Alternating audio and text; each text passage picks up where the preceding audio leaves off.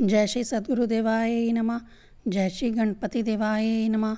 ओम कृष्णाय वासुदेवाय हरे परमात्मने प्रणतः कलेशनाशाय गोविंदाय नमो नमः। श्रीमद्भागवत महापुराण दशम स्कंद 19वां अध्याय।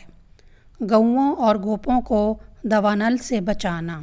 श्री सुखदेव जी कहते हैं, परीक्षित उस समय जब ग्वाल बाल खेल कूद में लग गए तब उनकी गौएं बेरोक टोक चरती हुई बहुत दूर निकल गईं और हरी हरी घास के लोभ से एक गहन वन में घुस गईं। उनकी बकरियां, गायें और भैंसें एक वन से दूसरे वन में होती हुई आगे बढ़ गईं तथा गर्मी के ताप से व्याकुल हो गईं।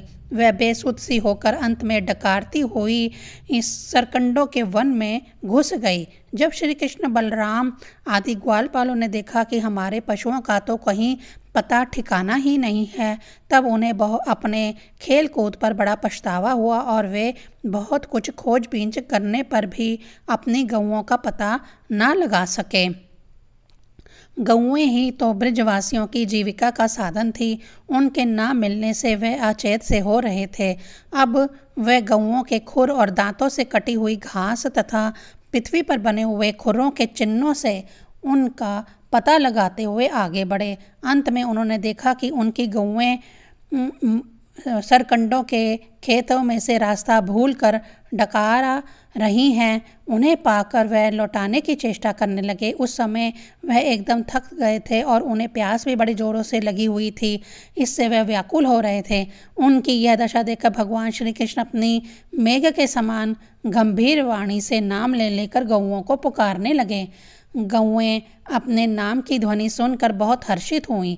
वह भी उत्तर में हुंकारने और रंभाने लगी।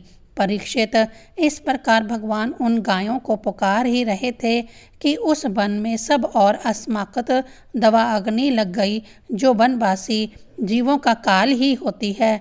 साथ ही बड़े जोर की आंधी भी चलकर उस अग्नि के बढ़ने में सहायता देने लगी। इससे सब और फैली हुई वह प्रचंड अग्नि अपनी भयंकर लपटों से समस्त चर अचर जीवों को भस्मात करने लगी।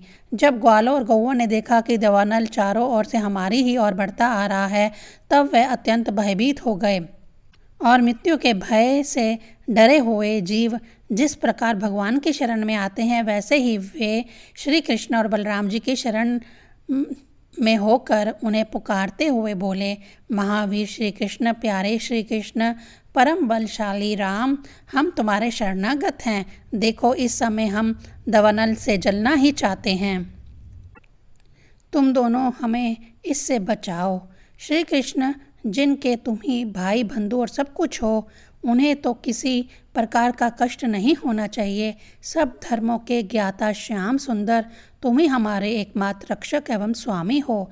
हमें केवल तुम्हारा ही भरोसा है। श्री सुखदेव जी कहते हैं, अपने सखा ग्वाल बालों के ये दीनता से भरे वचन सुनकर भगवान श्री कृष्ण ने कहा, डरो मत, तुम अपनी आंखें बंद कर लो। भगवान की आज्ञा सुनकर उन ग्वाल बालों ने कहा, बहुत अच्छा, और अपनी आंखें मूंद ली।